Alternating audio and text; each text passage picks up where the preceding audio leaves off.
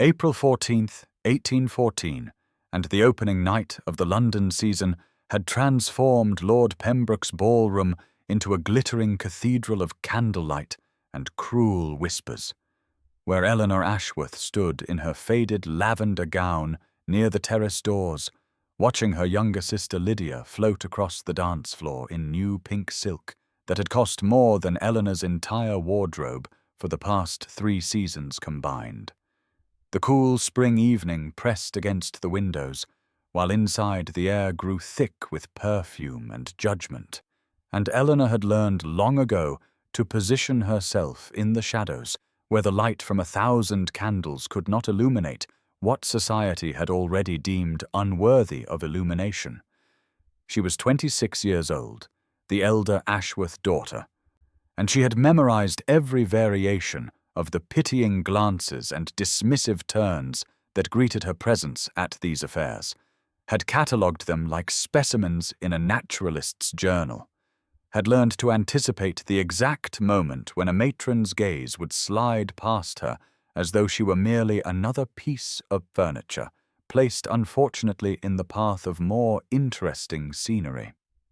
Tonight was no different, or so she had believed until she heard the whispers beginning behind her, carried on fans and hidden behind gloved hands, voices that assumed she could not hear, or perhaps simply did not care if she did. "They say the Duke of Thornbury returns tonight," Lady Whitmore murmured to her companion.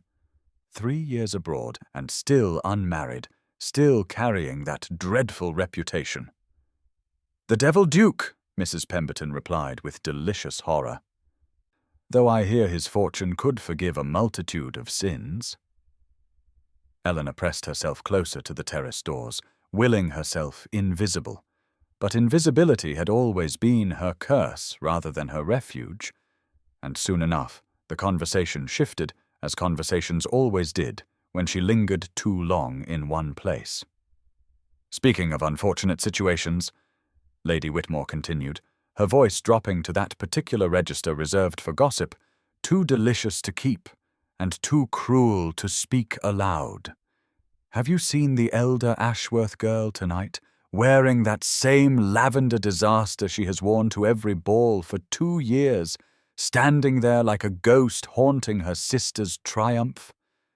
Mrs. Pemberton laughed, a sound like breaking crystal. "Plain as bread pudding and twice as lumpy, poor thing, and at 26 with no prospects, no dowry to speak of, and those unfortunate features, well, one almost pities Mrs. Ashworth for having to drag her about like an anchor on Lydia's brilliant ship."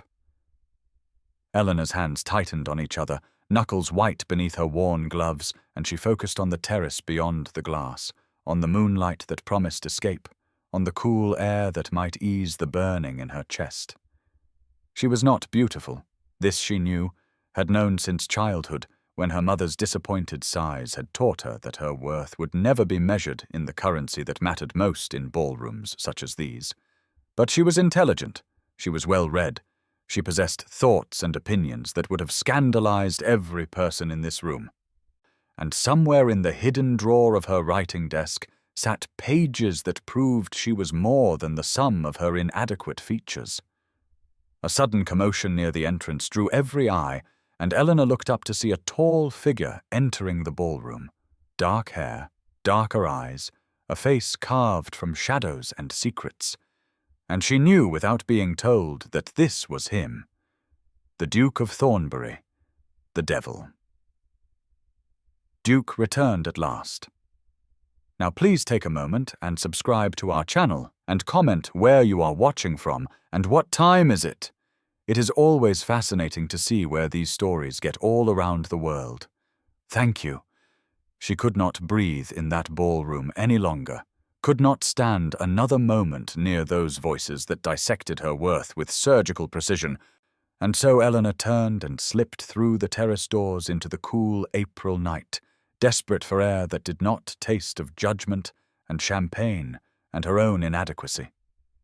The moonlight spread across the flagstones like spilled silver, and she pressed her hand to her chest as though she could physically slow the painful rhythm of her heart,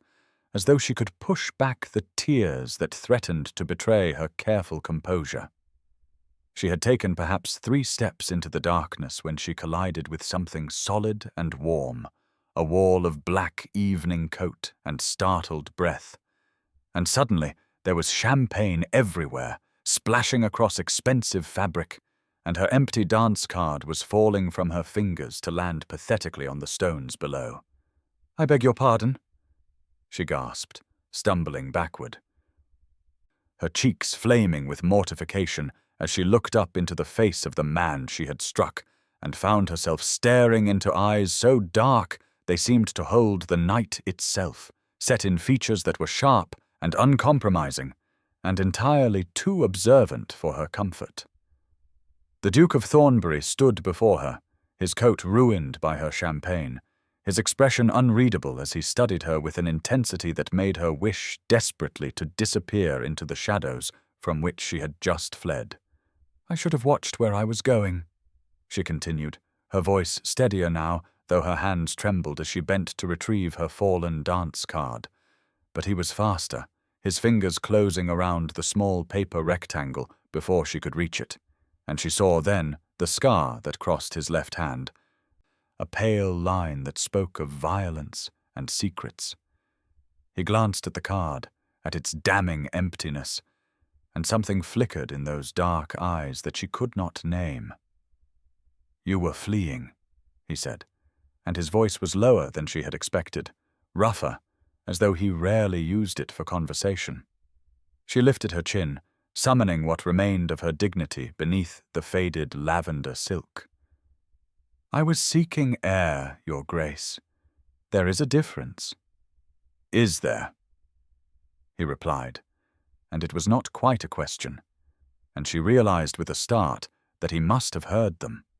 must have been standing just beyond the doors when Lady Whitmore and Mrs. Pemberton had catalogued her failures with such gleeful precision. The thought sent fresh heat rushing to her face, and she reached for her dance card with fingers that shook despite her best efforts. "I believe that belongs to me." He held it a moment longer, studying her face with that same unsettling attention, as though he were memorizing details that no one else had ever thought worth recording. "What is your name?" he asked, and Eleanor laughed, a sound without humor that surprised them both. "Does it matter?" she replied, taking back her card at last. "I am no one of consequence, Your Grace, merely a ghost haunting a ballroom, and you have far more important people awaiting your attention inside." She turned to go, but his voice stopped her, low and certain in the darkness. "I think," he said slowly, "that you are wrong about that." And when she glanced back over her shoulder, the Devil Duke was watching her with something that looked almost like fascination, his ruined coat forgotten, the moonlight catching the sharp planes of his face as the distant music played on without them. The morning of April 15th, 1814, arrived with pale sunlight filtering through the windows of the Ashworth townhouse breakfast room, where Eleanor sat with her cold tea and her racing thoughts, replaying every moment of her encounter with the Duke of Thornbury, while her mother and sister chattered on as though the world had not tilted slightly on its axis the night before. The rented house on the unfashionable edge of Mayfair showed its age in the faded wallpaper and the slightly threadbare carpet, markers of the modest circumstances that had defined their lives since her father's death 5 years ago, circumstances that made Lydia's brilliant marriage prospects not merely desirable but essential to their survival. As Frances Ashworth presided over the breakfast table with the determined cheerfulness of a general planning a campaign, her attention fixed entirely on her younger daughter as Lydia recounted every dance, every compliment, every admiring glance she had received at Lord Pembroke's ball. "I danced 4 sets with Mr. Hartley," Lydia announced, spreading jam on her toast with the careless grace that characterized everything she did, and Lord Whitmore's son could barely form a coherent sentence when I spoke to him. Poor thing. Eleanor murmured something appropriate, while her mind wandered to a moonlit terrace and dark eyes that had studied her as though she were worth studying, to a low voice that had suggested she might be wrong about her own insignificance. She pushed the memory away, certain that whatever curiosity the Duke had felt would vanish in the light of day, replaced by the same dismissal she encountered everywhere. The Morning Post arrived with its usual collection of invitations and correspondence, and Eleanor was preparing to excuse herself to the small writing desk hidden in her chamber, where pages of political essays waited under a false bottom, essays she published under the name E. Ashworth in a progressive journal that would never suspect its most provocative contributor was an unmarried woman of no consequence. But before she could rise, their butler appeared with an expression of barely contained astonishment, bearing a card on a silver tray that made Mrs. Ashworth gasp audibly. "The Duke of Thornbury has sent word requesting a formal introduction to the Ashworth family," the butler announced, "through Lady Sinclair's offices at her afternoon tea 2 days hence." Eleanor felt the blood drain from her face, while her mother clutched Lydia's hand with triumphant joy. "I knew it," Mrs. Ashworth breathed. "I knew your beauty would capture the attention of someone truly worthy. Oh, Lydia, the devil Duke himself. They say his fortune is beyond imagining." Lydia preened, while Eleanor sat frozen, understanding with terrible clarity that the Duke must have made inquiries about the girl in the lavender gown, must have discovered her name and her family, and now she would have to face him again while her mother thrust Lydia forward like a prize. She excused herself quietly, unnoticed as always, and retreated to her chamber where her hidden writings waited, the only place where her thoughts mattered, the only space where she was not the ugly sister, but simply a mind with something to say. Lady Harriet Sinclair's afternoon tea on April 17th, 1814, took place in the rose garden of her elegant Mayfair home, where the spring blooms had just begun to open their petals to the warming sun, and the scent of early flowers hung sweetly in the air at precisely 3 in the afternoon.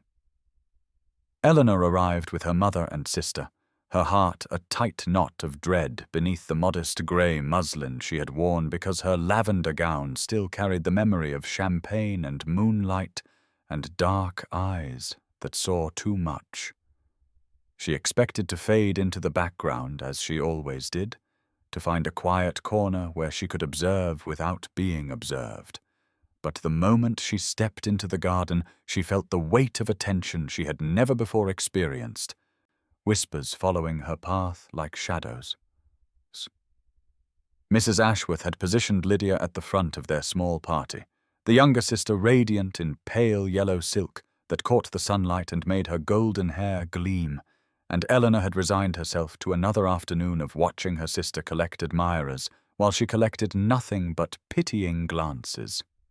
Lady Harriet greeted them warmly, a woman of perhaps 50 years, with sharp, intelligent eyes and silver threading through her dark hair, and Eleanor noticed immediately that the Countess studied her with a curious intensity that made her feel exposed in a way she could not explain.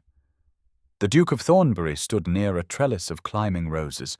and when Eleanor's gaze found his across the garden, she saw recognition flash through those dark eyes, saw the slight curve of his lips that might have been satisfaction, and understood with sudden clarity that this entire afternoon had been orchestrated for a purpose she did not yet comprehend. He crossed to their party with a predatory grace that made the other guests fall silent, and Mrs. Ashworth pushed Lydia forward with barely concealed eagerness. But Alexander Ravenscroft walked past the celebrated beauty as though she were merely another rose in the garden, and stopped directly before Eleanor. "Miss Ashworth," he said, and there was something almost warm beneath the cold formality of his voice. "I have been hoping to continue our conversation from Lord Pembroke's ball."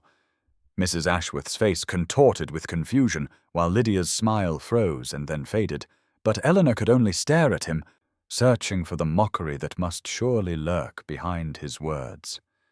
He asked her opinion on parliamentary reform, referencing an essay she recognized with a shock of terror, because she had written it herself,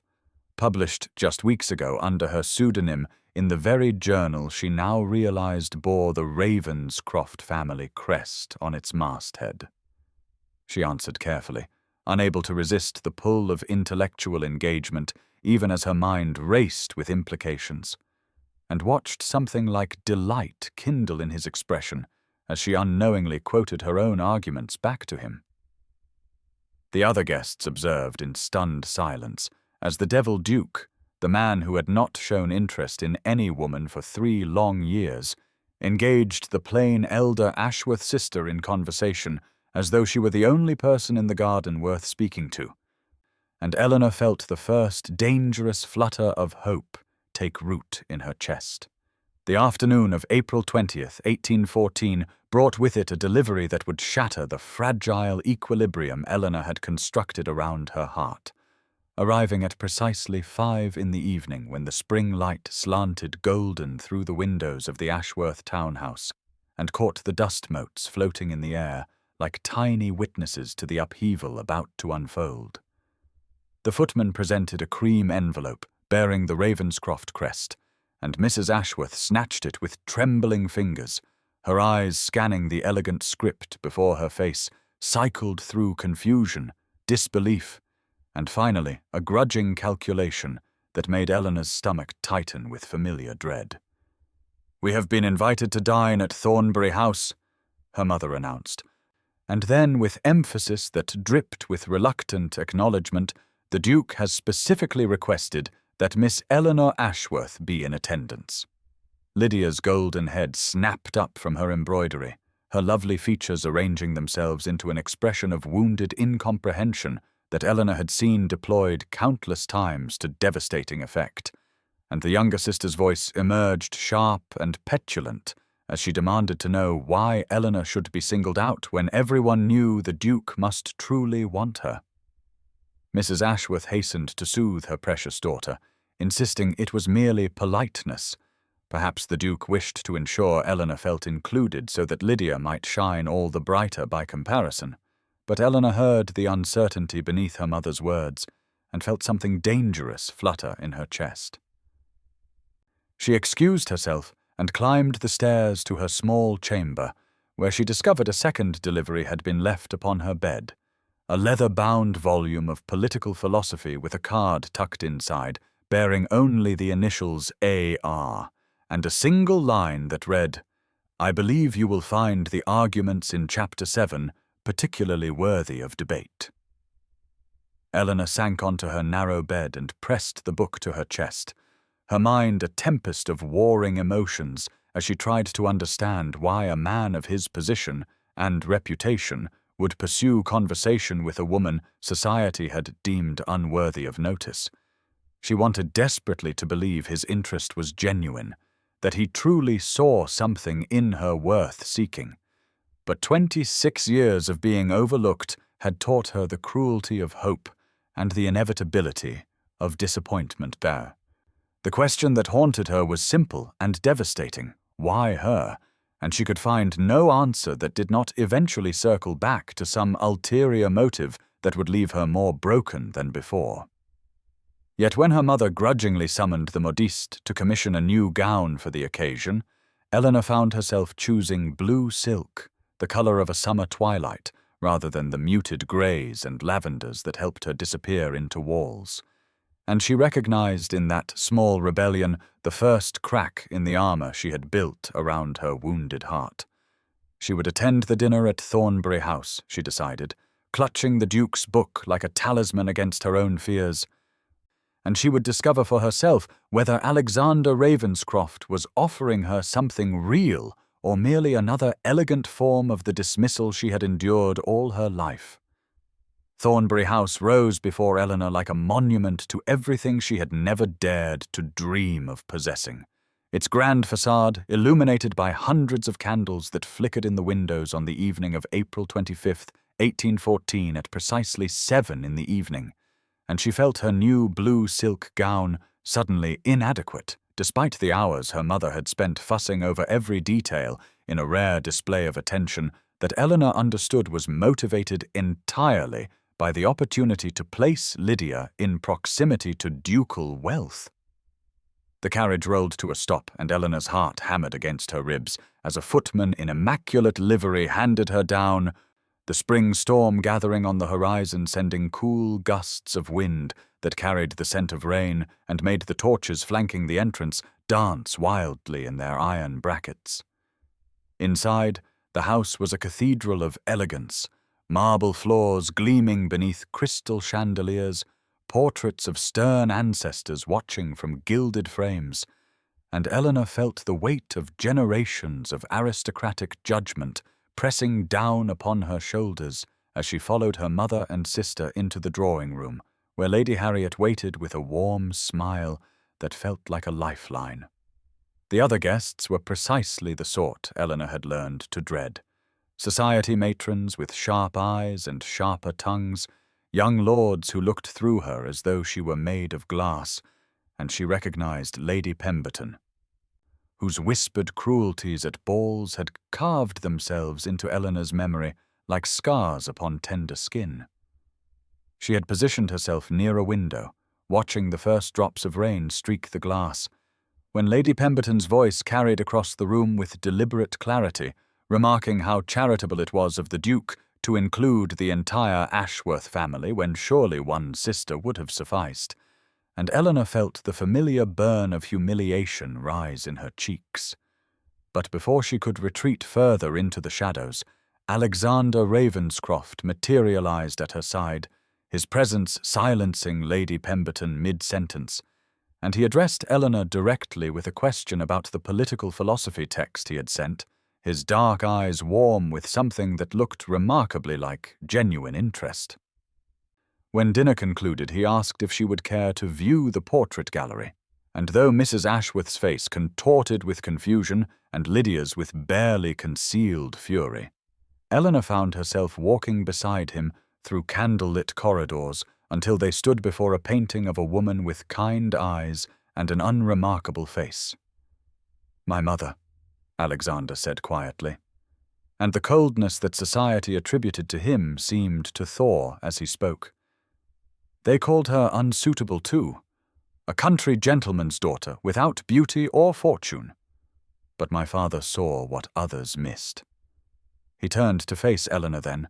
and in the flickering light of the candelabra, she noticed again the scar on his left hand, which he explained came from a duel fought defending his mother's honor against a man who had spoken of her with contempt. The storm broke fully outside, rain lashing the windows, and Alexander asked her finally about the night on the terrace,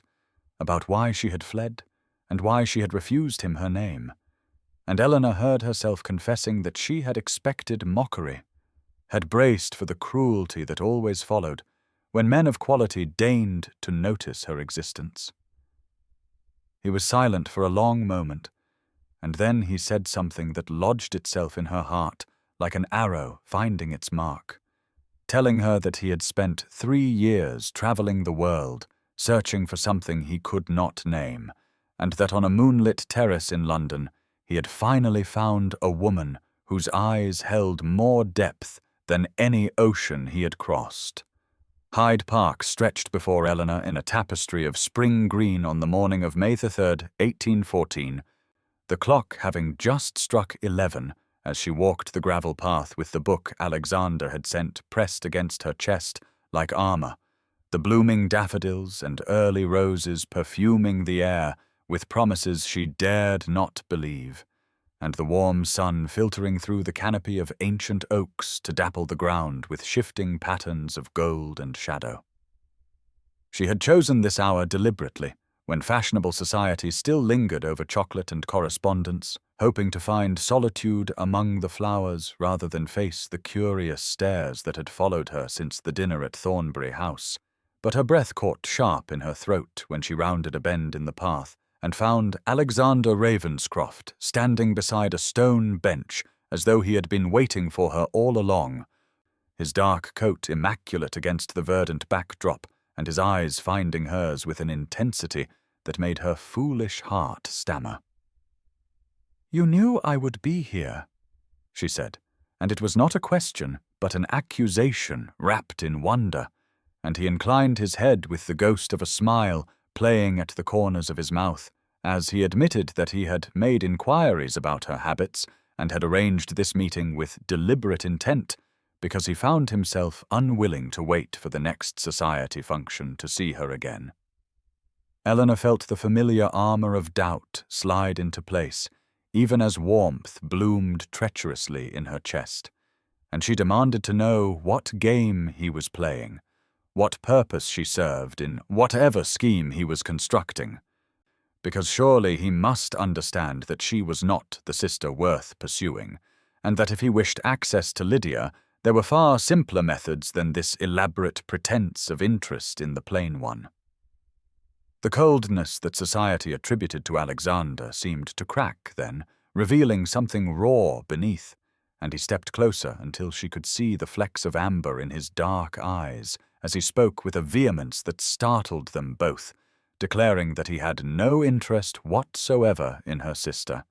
that he found Lydia Ashworth to be precisely the sort of empty vessel society celebrated while overlooking women of genuine substance and fire. He reached out and touched the spine of the book she held, his fingers brushing hers through her thin gloves, and he said her name, not Miss Ashworth, but Eleanor, the syllables shaped with a tenderness that made her eyes sting with tears she refused to shed. "I see you," he continued, "and I find myself quite unable to look away." And though Eleanor knew that gossips observed them from distant benches, cataloguing this encounter for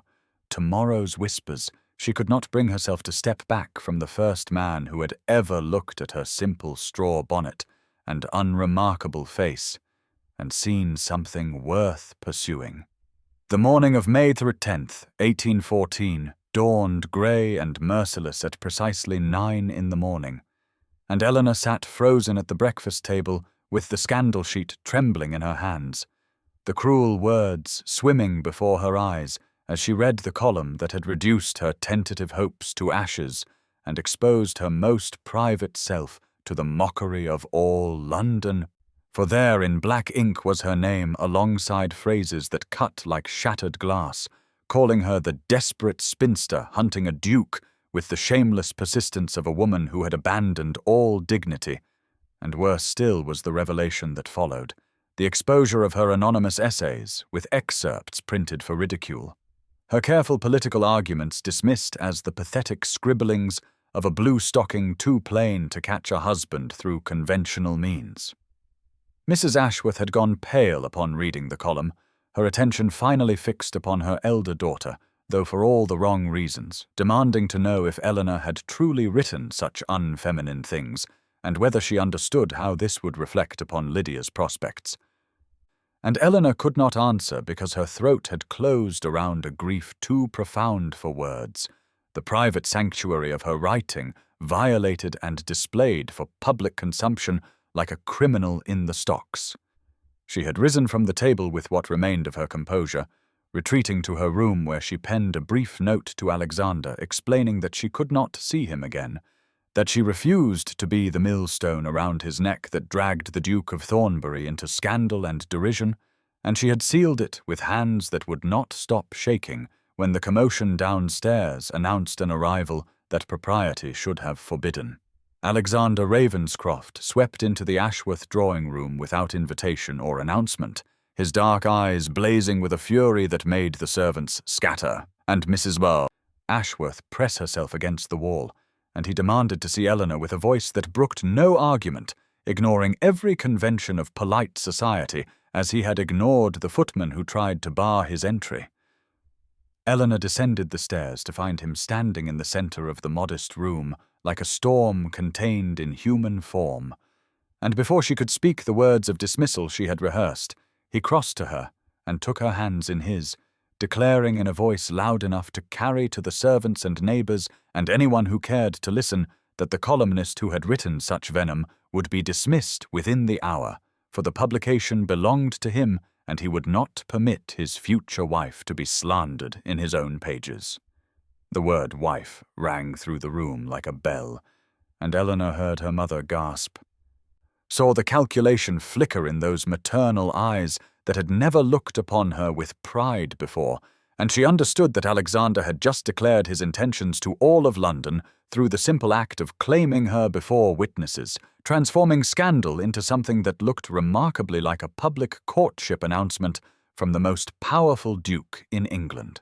The afternoon of May 11th, 1814, arrived at 2 in the afternoon, with a heaviness that pressed upon the Ashworth drawing-room like a physical weight, and Eleanor stood before her sister with the damning evidence clutched in her trembling hand, the letter Lydia had written to the columnist, detailing Eleanor's secret writings and mocking her pathetic hopes of capturing the Duke's attention.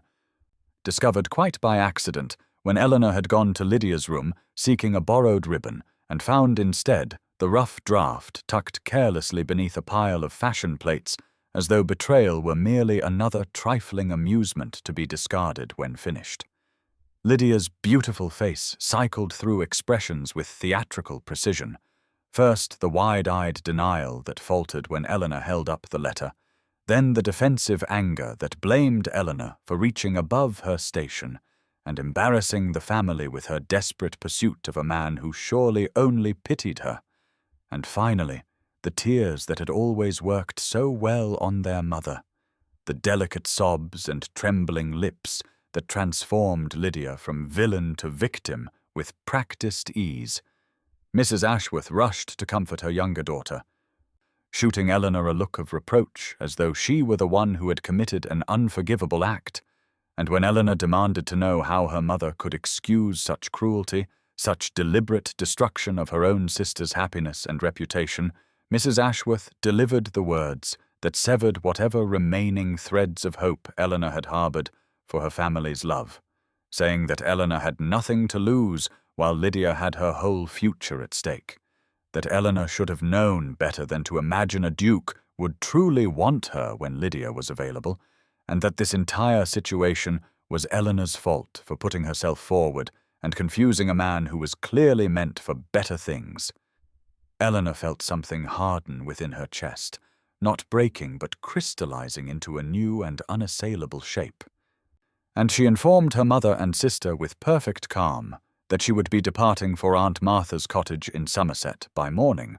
that she wished them well in their pursuit of advantageous matches,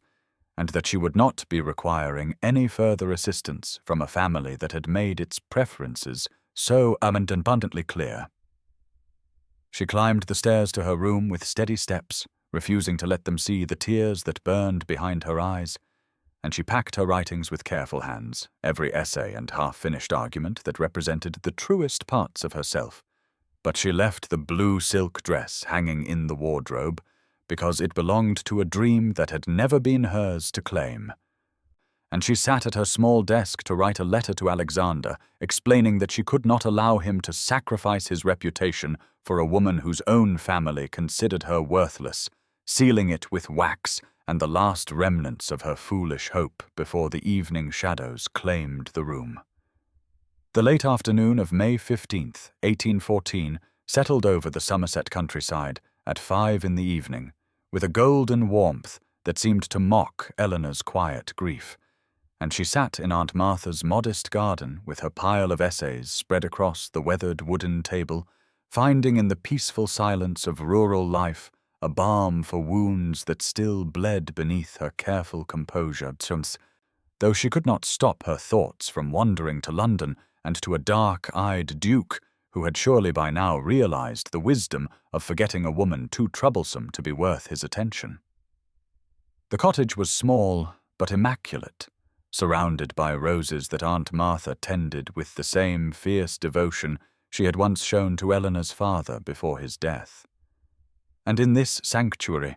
Eleanor had begun to breathe again, to remember that she had existed before Alexander Ravenscroft, and would continue to exist after he inevitably moved on to more suitable prospects. She was reaching for another page when the sound of hoofbeats shattered the evening stillness, and she looked up to see a rider approaching at reckless speed down the country lane, a figure so covered in road dust that recognition came slowly and then all at once as her heart seized in her chest because it was impossible, and yet there he was, Alexander Ravenscroft, swinging down from a lathered horse with none of his usual aristocratic polish, his coat dishevelled and his dark hair wild, and his eyes burning with something that looked almost like fear as they found her across the garden gate. Aunt Martha emerged from the cottage doorway with raised eyebrows, but said nothing as the Duke of Thornbury strode through her garden without invitation or apology, stopping only when he stood before Eleanor, close enough that she could see the exhaustion carved into his features and the desperation he made no effort to hide. He told her that he had ridden through the night after receiving her letter, that he had not stopped except to change horses, that she was absolutely forbidden to make decisions about his happiness without consulting him first, and that if she believed he would simply accept her noble sacrifice and return to his empty life, then she had fundamentally misunderstood everything he had been trying to tell her since that first night on the terrace. Eleanor tried to protest that she was saving him from scandal and ridicule, that society would never accept her as his duchess, that she could not bear to watch his reputation crumble because of her. But he silenced her objections by taking her hand in his for the first time,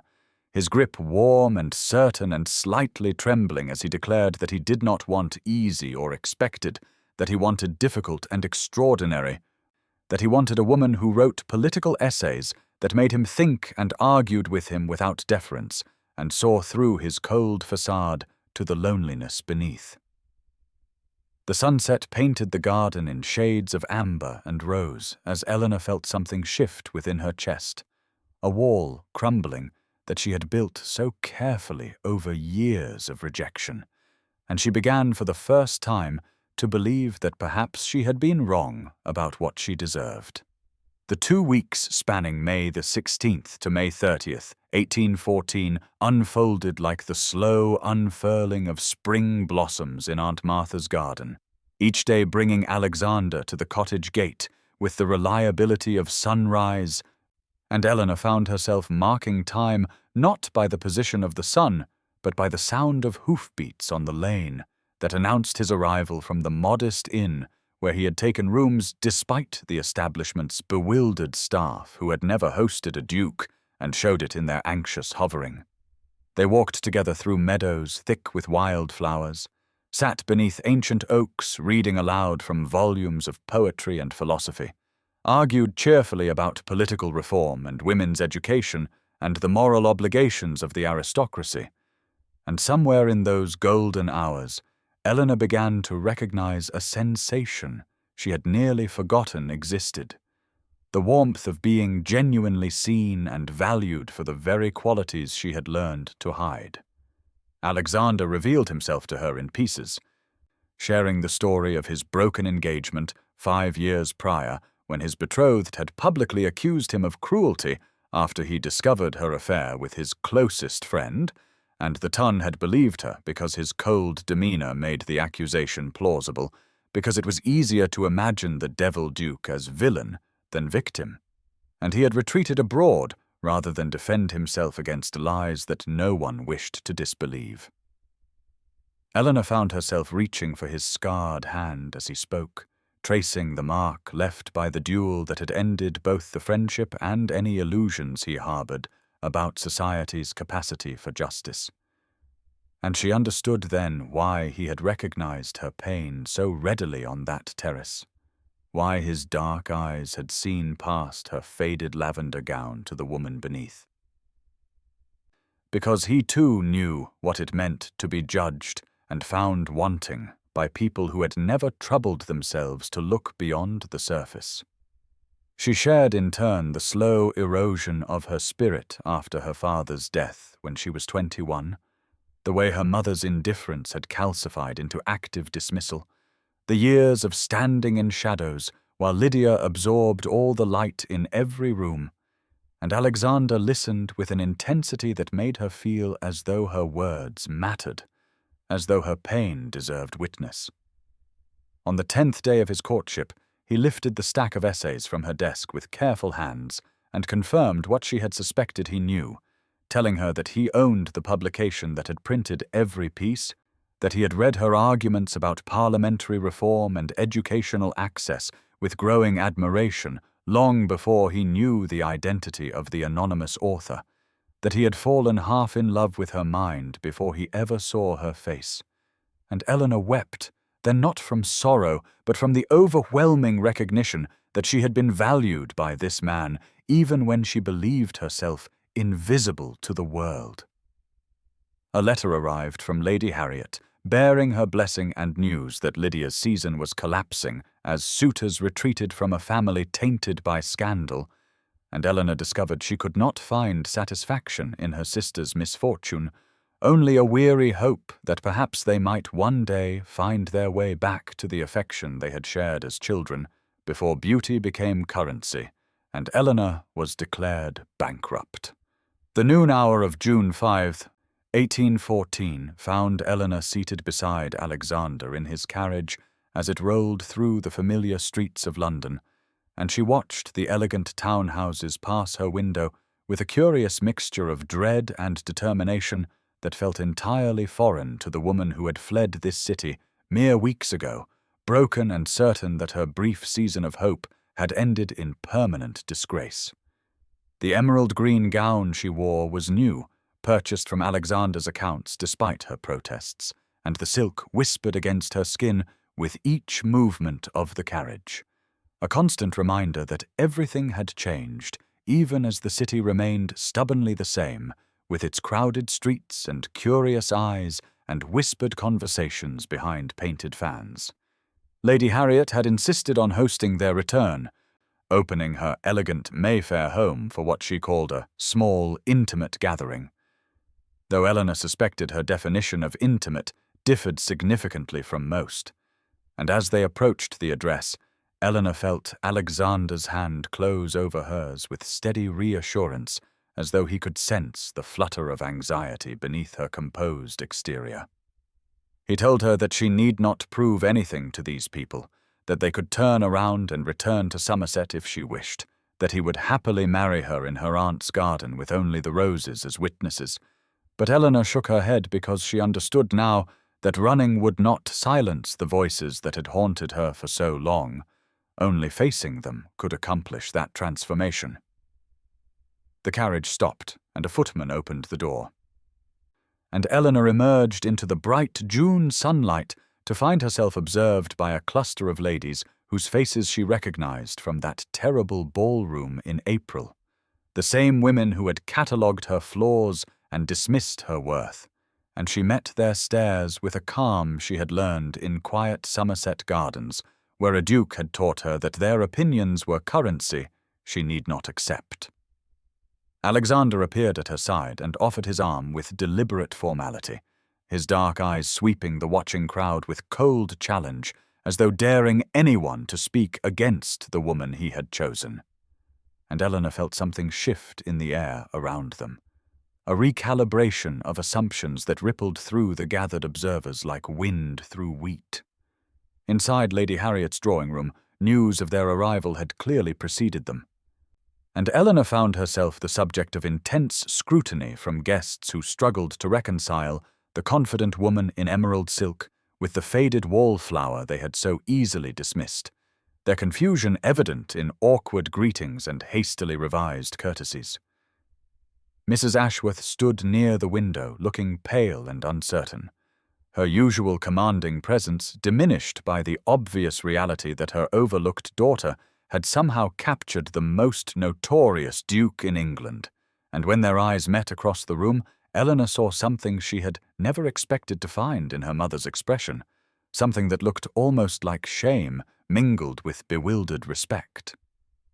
Alexander guided her through the room with proprietary grace, introducing her to acquaintances and ignoring the whispered speculation that followed their progress. And Eleanor discovered that she could breathe in spaces that had once suffocated her, that the opinions which had once defined her boundaries now seemed as insubstantial as morning mist.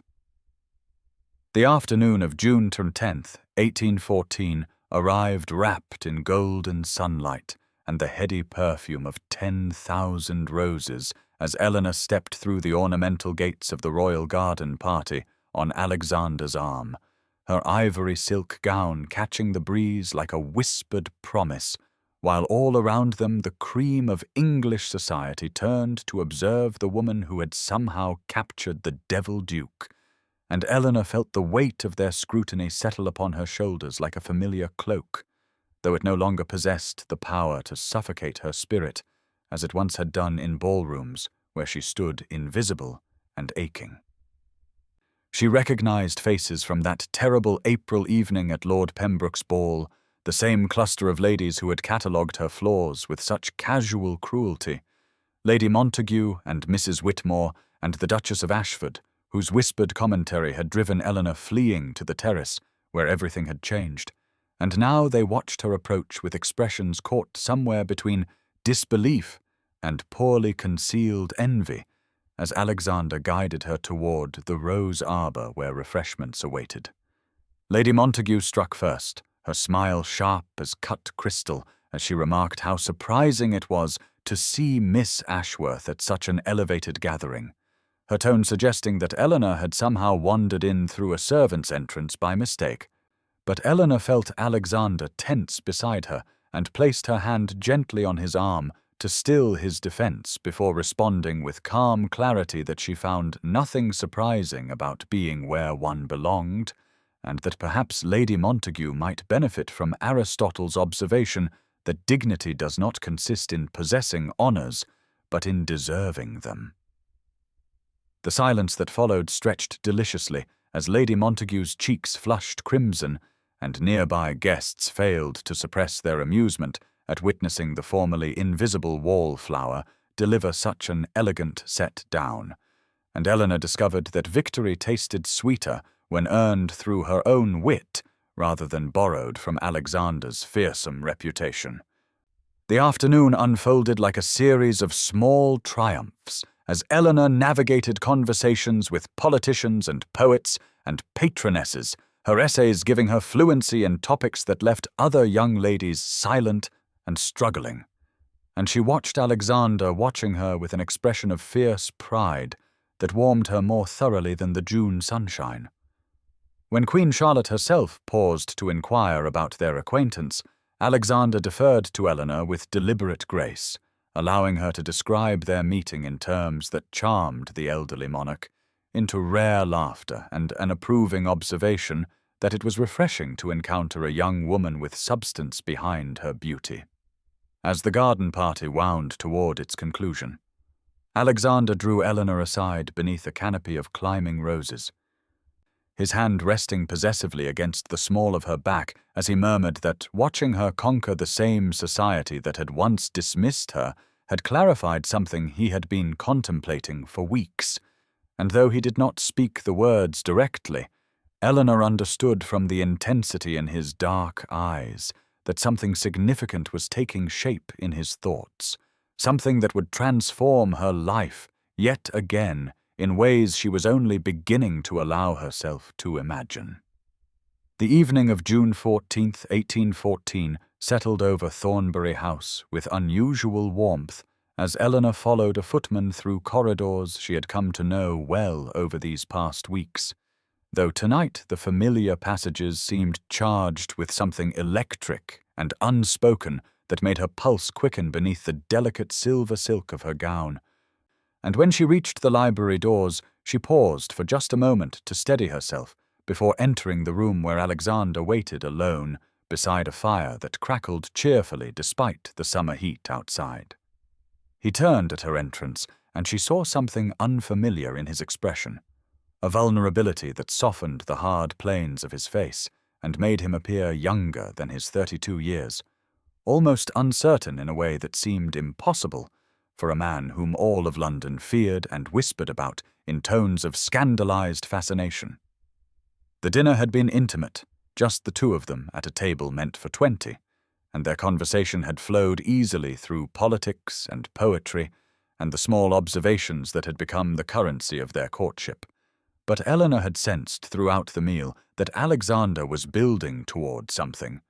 gathering courage in a way that seemed so foreign to his usual commanding presence that she found herself both terrified and desperately hopeful about what the evening might hold. Now he crossed to where she stood near the doorway and took her hands in his, and she felt the slight tremor in his fingers that betrayed the emotion he was struggling to contain as he guided her toward the settee, before the fire where lamplight caught the gold in her hair and cast dancing shadows across the book-lined walls. He told her that he had rehearsed this moment 100 times since watching her triumph at the garden party, that he had written speeches and discarded them because no prepared words could capture what he needed her to understand, and Eleanor felt tears prick her eyes even before he reached into his coat pocket and withdrew a small velvet box that made her breath catch audibly in the quiet room. The ring inside was a sapphire surrounded by diamonds, and he explained in a voice rough with feeling that it had belonged to his mother, a woman society had also deemed unsuitable, a woman who had taught him that true worth had nothing to do with the arbitrary judgments of drawing rooms and gossip sheets. He knelt before her then, this proud duke who had never knelt to anyone, and he spoke of seeing her across that ballroom in April, of recognizing immediately something rare and luminous that others were too blind to perceive, of falling in love first with her words, and then with her wit, and finally with her quiet courage that had only grown stronger through every trial. Eleanor wept openly as she whispered her acceptance, as she confessed that she had never once imagined being chosen, that some part of her still expected to wake and find this all a dream, and Alexander silenced her doubts with a kiss that was tender and fierce and full of promises, their first real kiss, and she tasted the future in it, tasted happiness she had never dared to want. The morning of June 20th, 1814, dawned bright and clear as the announcement appeared in every paper of consequence across London, the words stark and undeniable in black ink declaring that His Grace Alexander Ravenscroft, Duke of Thornbury, was engaged to marry Miss Eleanor Ashworth, eldest daughter of the late Mr. Harold Ashworth, and Eleanor sat in Lady Harriet's sunlit breakfast-room, reading the words over and over as though they might rearrange themselves into something less miraculous if she looked away for even a moment. The reactions began arriving before the breakfast dishes were cleared, a steady stream of calling cards and hastily penned notes that ranged from effusive congratulations to thinly veiled astonishment that the Devil Duke had chosen the plain sister over the diamond of the season, and Eleanor found herself laughing at some of the more transparent attempts to curry favor from people who had cut her dead mere weeks before. Alexander arrived at noon, looking impossibly handsome and openly affectionate in a way that would have shocked anyone who knew only his fearsome reputation, taking her hand and pressing his lips to her knuckles without regard for the servants passing through the hallway or Lady Harriet watching with tears of joy gathering in her keen eyes. The afternoon brought her mother and Lydia to Lady Harriet's door, Mrs. Ashworth's demeanor transformed utterly from dismissive to doting as she embraced Eleanor with exclamations about always knowing her eldest daughter was destined for greatness, and Eleanor accepted the sudden maternal warmth with a complicated mixture of gratitude and grief for all the years such affection had been withheld. Lydia stood apart, her celebrated beauty somehow diminished by the bitterness that pulled at her features. And when she offered congratulations, her voice carried an edge sharp enough to cut as she remarked how fortunate it was that some men preferred conversation to beauty. Alexander's hand tightened on Eleanor's shoulder in warning, but she shook her head slightly, choosing to respond with quiet grace rather than the cutting retort that rose to her lips, telling her sister that she hoped Lydia would find someone who valued all her gifts as completely as Alexander valued hers. The wedding was set for August, Lady Harriet announced with proprietary delight, taking charge of preparations with the efficiency of a general marshalling troops for battle, and Eleanor found herself swept into discussions of trousseau and flowers and guest lists that felt like dreams from which she might wake at any moment. Later that evening, as she and Alexander walked alone in Lady Harriet's garden beneath stars that seemed to shine with particular brilliance, He asked what she was thinking, and she confessed that part of her still expected the world to remember she was the ugly sister and demand the ring back. And he stopped walking to cup her face in his hands and tell her that the world's memory was not his concern, that he would spend every day of their life together ensuring she understood exactly how he saw her. And when he kissed her there among the roses, Eleanor finally allowed herself to believe completely that this impossible happiness was truly, permanently, irrevocably hers. The afternoon of June 28, 1814, brought summer rain that streaked the windows of the Ashworth townhouse as Eleanor climbed the familiar stairs to the room she had once shared with her sister, her heart heavy with the knowledge of why she had been summoned here by a tear-stained note delivered to Lady Harriet's door that morning. And when she pushed open the door, she found Lydia curled on the narrow bed they had slept in as children, her celebrated golden curls tangled and her famous porcelain complexion blotched red from weeping in a way that would have horrified the younger sister who had always been so careful to preserve her beauty above all else. The room seemed smaller than Eleanor remembered, filled with ghosts of girlhood in the form of worn dolls propped on a shelf and faded ribbons hanging from a mirror that had reflected two sisters who had once been friends before the world taught them to be rivals. And Eleanor stood in the doorway for a long moment before crossing to sit on the edge of the bed, where Lydia flinched as though expecting a blow rather than the gentle hand Eleanor placed on her shaking shoulder. The story came out in fragments between sobs as Lydia confessed that Mr. Whitmore, the gentleman she had believed would propose, had been revealed as a fortune hunter who had abandoned her the moment he learned the Ashworth family had no fortune to hunt, that she had been publicly humiliated at a music-hall when he announced his sudden engagement to an heiress, while looking directly at Lydia with amusement in his cold eyes. But it was not the loss of the suitor that had broken her, Lydia whispered. It was the realization that she had destroyed her relationship with the one person who had always loved her despite everything. That she had betrayed Eleanor to the gossip columns out of jealousy so corrosive it had poisoned her own soul, and she begged forgiveness while admitting she did not deserve it and never had. Eleanor felt the old anger rise and then subside like a wave retreating from shore, replaced by something more complicated as she looked at this sister who had been given beauty and taught that it was her only worth, who had been raised to see Eleanor as competition rather than companion, who had been as much a victim of their mother's twisted priorities as Eleanor herself had been. She gathered Lydia into her arms as the rain continued its gentle percussion against the glass, and told her that forgiveness was not the same as forgetting, that trust would need to be rebuilt slowly and carefully, but that she refused to begin her marriage carrying bitterness like a stone in her heart when she could choose instead to lay it down. When Eleanor asked if Lydia would stand beside her at the wedding as her bridesmaid, the sound her sister made was not quite human, a raw cry of gratitude and grief and relief that spoke of wounds finally beginning to heal, and the two sisters held each other in their childhood room while the summer rain washed London clean outside, and somewhere across the city Alexander smiled at a note from his bride, explaining she would be late returning because she was busy being the woman he had always known she was. The evening of August 3rd, 1814 settled over Thornbury House like a benediction, the summer air heavy with the scent of the orange blossoms that had been gathered for tomorrow's ceremony.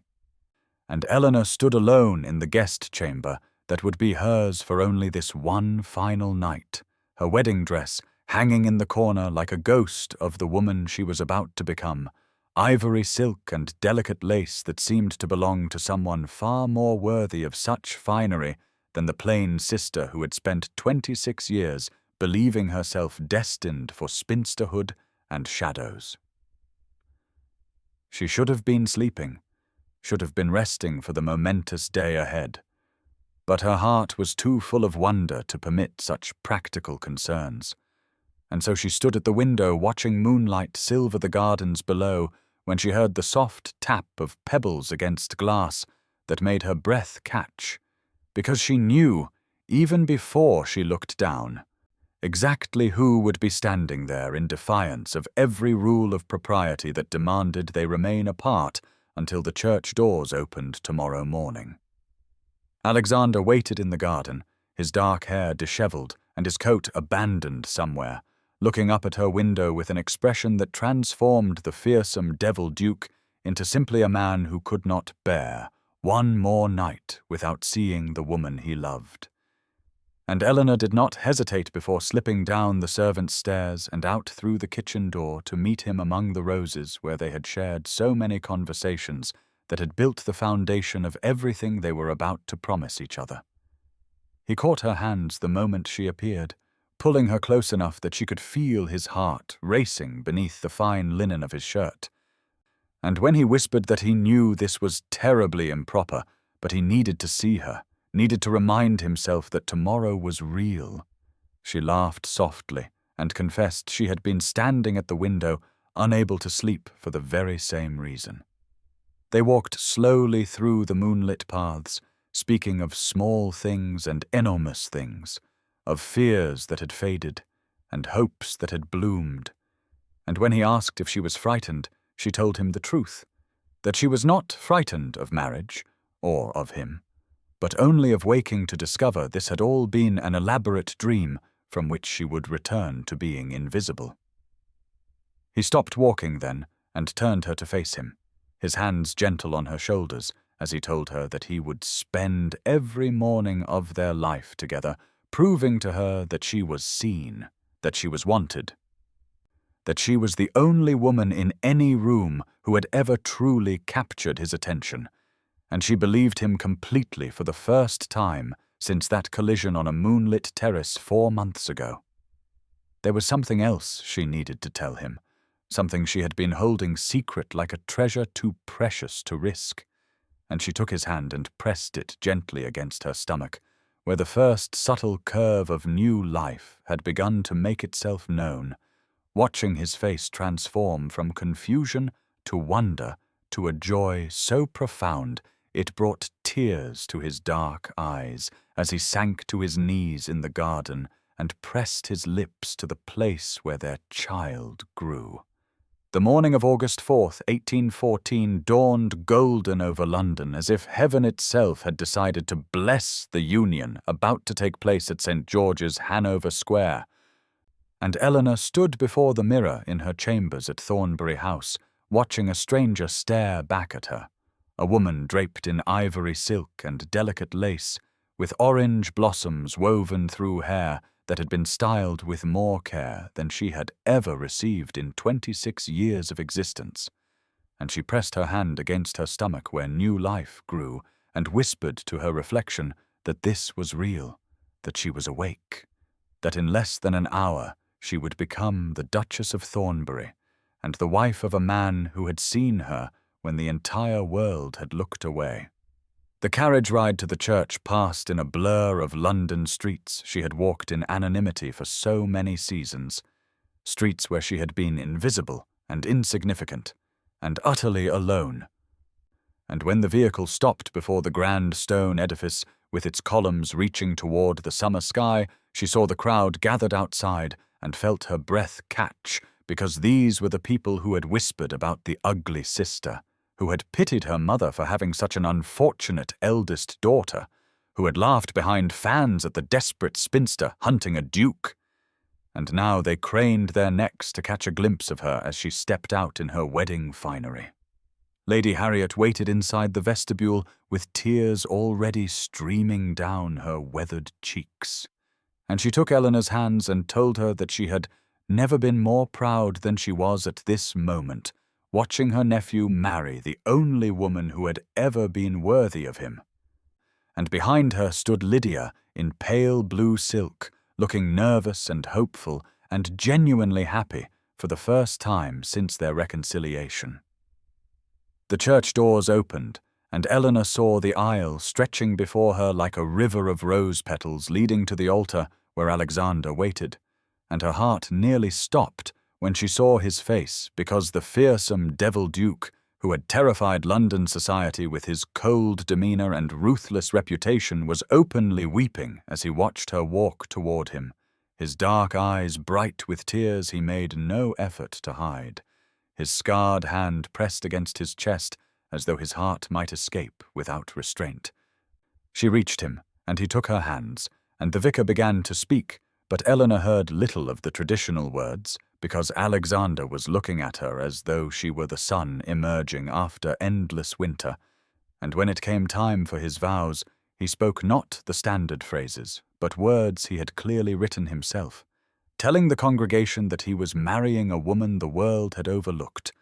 but that he had recognized from the first moment as extraordinary, brilliant, brave, and beautiful in ways that transcended the shallow measures society used to judge worth. When the vicar pronounced them husband and wife, and Alexander kissed her with tender reverence, while sunlight burst through the stained glass windows to illuminate them in colours of rose and gold, Eleanor felt the last remnants of the invisible girl she had been dissolve entirely, replaced by a woman who was seen and loved and cherished beyond anything she had ever dared to dream. The morning of December 14th, 1814, arrived with frost silvering the windows of Thornbury estate, and Eleanor woke slowly in the vast bed she had shared with Alexander for 4 months now, her hand moving instinctively to rest upon the magnificent swell of her belly, where their child shifted and turned with increasing vigour as the time of arrival drew near, and she smiled at the familiar weight of her husband's arm draped protectively across her. Even in sleep, his breath warm against her neck as winter light crept through the heavy curtains to illuminate the chamber that had become her sanctuary and her home. She had learned to navigate the grand corridors of this country estate with the confidence of a woman who belonged, no longer flinching when servants addressed her as "Your Grace," no longer waiting for someone to reveal that it had all been an elaborate jest played upon the ugly sister who had dared to dream above her station. And when she caught her reflection in mirrors now, she saw not the catalogue of flaws that society had enumerated so cruelly, but simply Eleanor, a woman loved completely by a man who had never once made her feel anything less than extraordinary. Alexander stirred beside her and pulled her closer despite the awkward bulk of her pregnancy, pressing his lips to her shoulder and murmuring that he had been watching her sleep and marvelling again at his fortune, and she laughed softly and reminded him that she was enormous and ungainly and waddled like a duck when she walked, to which he responded by turning her gently to face him and informing her with absolute seriousness that she had never been more beautiful than she was at this moment, carrying his child and wearing that particular expression of mourning contentment. The household had transformed under her guidance into something warmer than it had been during the long years Alexander had lived alone with only duty and reputation for company, and Lady Harriet visited often to marvel at how her fearsome nephew had become a man who cancelled meetings to read aloud to his wife, who personally selected the softest blankets for the nursery, who had been caught by the housekeeper singing quietly to Eleanor's belly when he thought no one could hear. Letters arrived regularly from London, bearing news of the season Eleanor had once endured with such quiet desperation, and she read them now with the detached interest of someone observing a world that no longer held power over her happiness, noting that Lydia had begun a genuine friendship with a kind young clergyman, and that Mrs. Ashworth had reportedly told Lady Pemberton that both her daughters had made excellent matches in their own ways. The nursery stood ready down the corridor, decorated in soft yellows and greens, because they had decided not to speculate about whether the child would be a son or daughter, and Alexander had hung there a small portrait of his mother, so their child would know the grandmother who had also defied society's narrow definitions of worth. And beside it, Eleanor had placed a framed copy of her first published essay, because she wanted this baby to understand from the very beginning that their mother had always possessed value, even when the world refused to see it. The morning of March 15th, 1815, brought the first true warmth of approaching spring to Thornbury estate, and Eleanor stood at the window of the nursery, watching her husband walk across the frost-touched gardens, with their daughter cradled against his chest, the tiny bundle of blankets containing the miracle they had named Charlotte after his mother, and she pressed her palm against the cool glass as tears of impossible joy slipped down her cheeks, because 1 year ago she had been standing in the shadows of a ballroom, believing herself invisible and unworthy of love. And now she was watching the fearsome devil Duke sing softly to a 3-month-old infant while pointing out the early crocuses pushing through the dormant earth. Lady Harriet had declared upon first meeting her great niece that Charlotte possessed her father's dark eyes and her mother's thoughtful expression. And Eleanor had laughed and said she hoped the child would inherit neither her own perceived plainness nor her husband's reputation for coldness. To which Alexander had responded with characteristic intensity that their daughter had inherited the only thing that mattered, which was parents who would never allow her to doubt her worth for a single moment of her existence. Letters from London continued to arrive with news of the world Eleanor had escaped, reports that Lydia's courtship with the kind clergyman Mr. Thomas Whitmore was progressing beautifully, and that Mrs. Ashworth had begun telling anyone who would listen that she had always known both her daughters were destined for happiness. And Eleanor read these accounts with bemused forgiveness, because she had learned that bitterness served no purpose when her present contained such abundance. She still wrote her essays in the quiet hours when Charlotte slept and Alexander attended to estate business, still published them under her own name now that her identity was known, and just last month a letter had arrived from a young woman in Yorkshire thanking her for writing words that had given her courage to refuse an unwanted marriage and wait for genuine connection. And Eleanor had wept over that letter because she remembered being that young woman trapped by expectations and limitations that seemed insurmountable.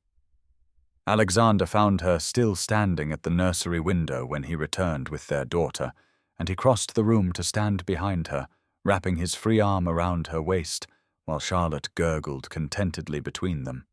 And he whispered against her hair that he fell more deeply in love with her every single day,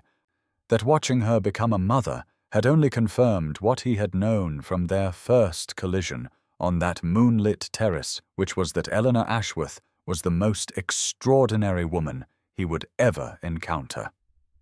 She turned in his embrace and looked up at the face that had once terrified London society, and saw only tenderness and devotion, and the quiet joy of a man who had found his home.